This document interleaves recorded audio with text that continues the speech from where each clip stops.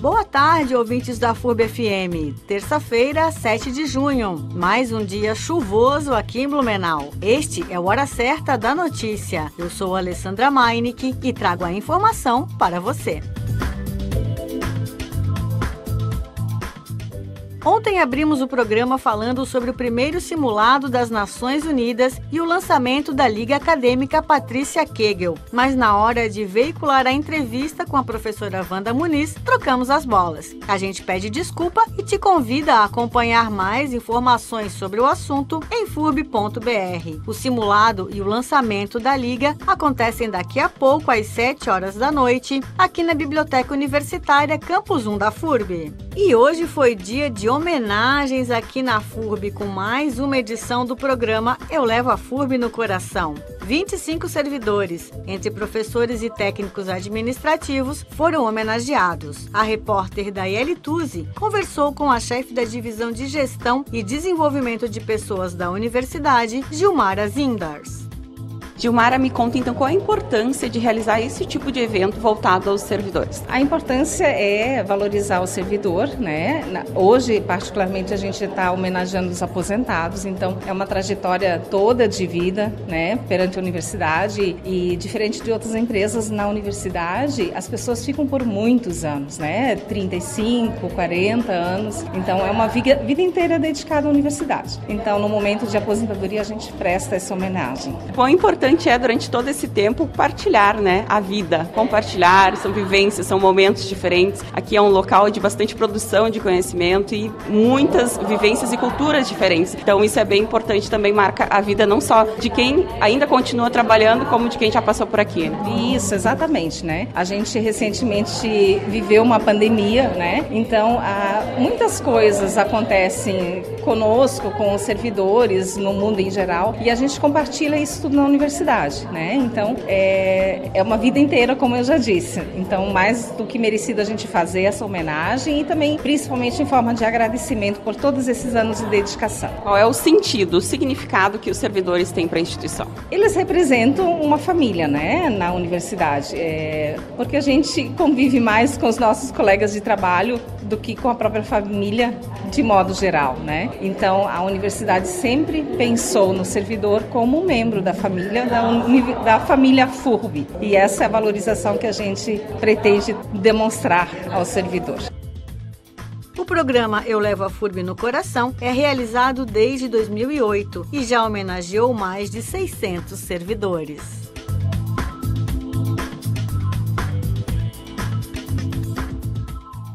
E quem esteve na universidade participando do Coletivo Criativo Santa Cine foi o diretor de cinema David Schirman, e o papo foi ótimo. Ele esteve nos estúdios da FURB TV e FURB FM e a gente divide com você um pouco das muitas informações e impressões que ele trouxe.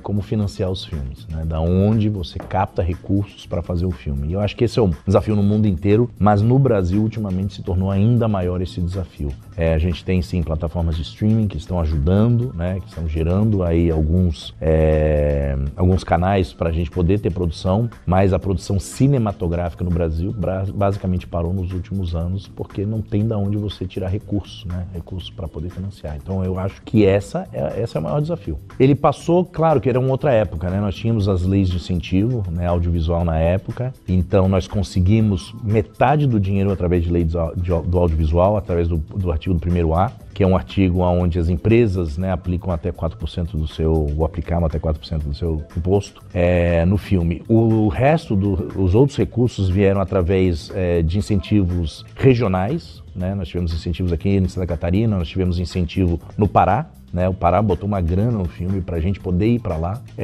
E depois também na iniciativa privada. Nós tivemos empresários tanto brasileiros como internacionais que colocaram grana no filme para ele ser, né, financiado. Eu acho que tem uma coisa que aqui no Brasil ainda não se trabalha muito bem, que é a parte de financiamento regional. né? São Paulo agora está fazendo, tem um incentivo municipal, tanto é que o Keanu Reeves veio para fazer uma série em São Paulo.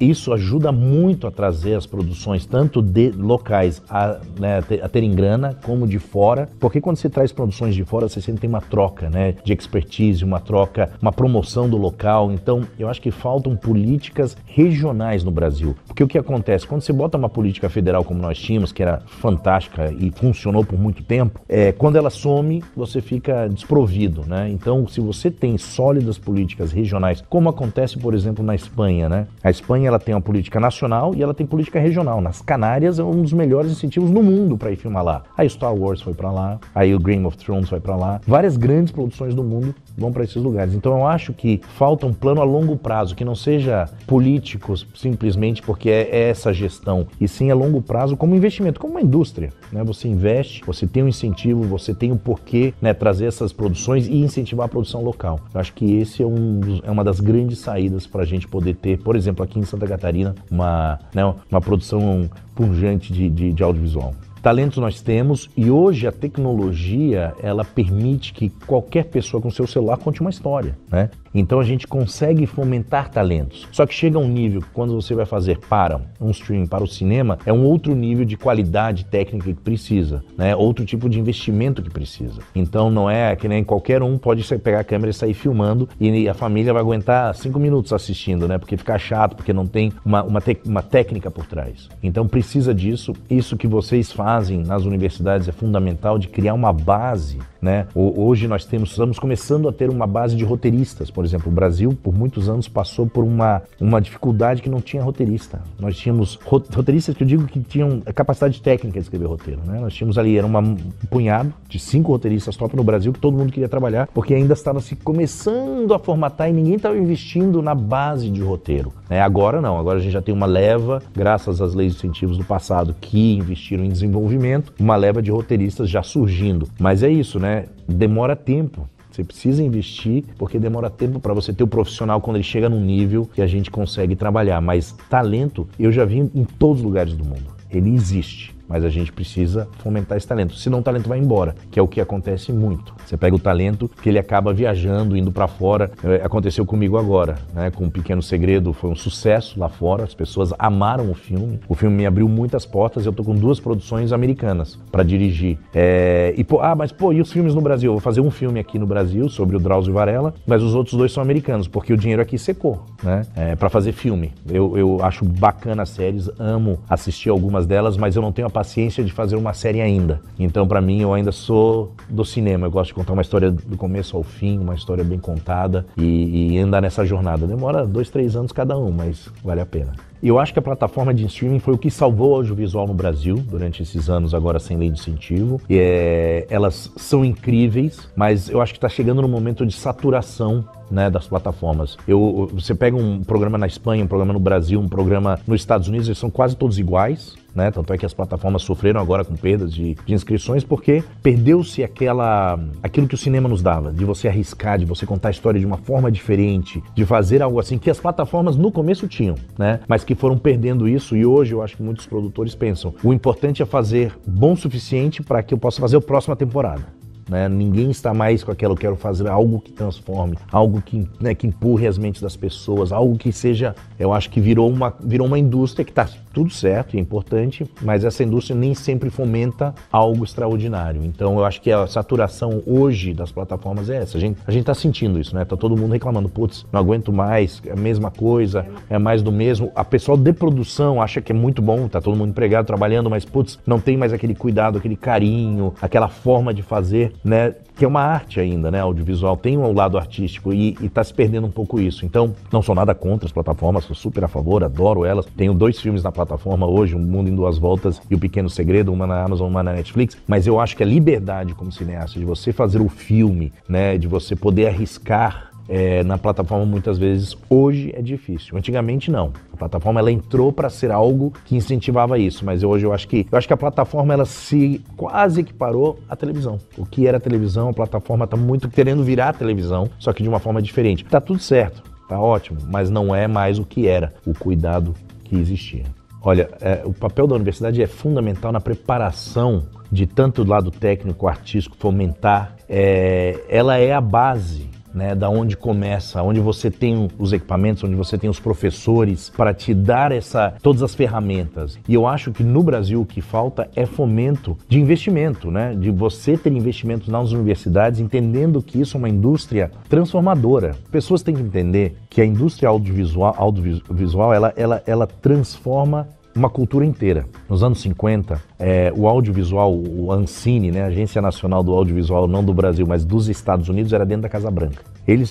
Era uma estratégia de Estado para exportar sua cultura. É por isso que a gente usa jeans hoje, toma Coca-Cola, a gente absorveu a cultura americana através do cinema. Não foi através do rádio, não foi através de fotografia, foi através do cinema. Então essa é a força que o audiovisual tem. E por muitos anos lá era incentivado pelo governo para isso acontecer. E dominaram a indústria, né, por muitos anos, continuam ainda dominando boa parte da indústria, e as universidades lá, né, têm incentivos de pessoas particulares que doam dinheiro da indústria para que não é só o governo que, né, fomenta a universidade. Eu acho que se a gente fizesse algum modelo assim no Brasil, seria fantástico, porque precisa de recursos, a gente precisa ter trocas, às vezes intercâmbios, né, de professores para trazer ideias diferentes, ideias novas com outras universidades. Isso é fundamental. É o que eu vi, estudei na Nova Zelândia, eu vi isso acontecendo, e eu acho que aqui só falta isso, de a gente ter um pouco mais de recurso para poder fazer o upgrade de equipamento, tá andando no mesmo nível que o resto do mundo. É um pouco disso, mas o talento a gente tem, a gente só precisa um pouco de recurso.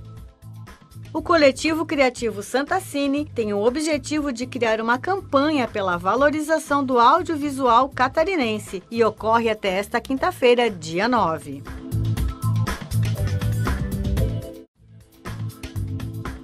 E a programação do Junho Verde segue levando educação ambiental e informações à comunidade. Esta semana, até sexta-feira, os cursos de Engenharia Florestal e Ciências Biológicas realizam oficinas entre 8 horas da manhã e 5 horas da tarde no Campus 2 da FURB. Biscoitos feitos de larvas e informações sobre as florestas do estado estão entre as atrações. A reportagem completa você assiste no YouTube da FURB TV.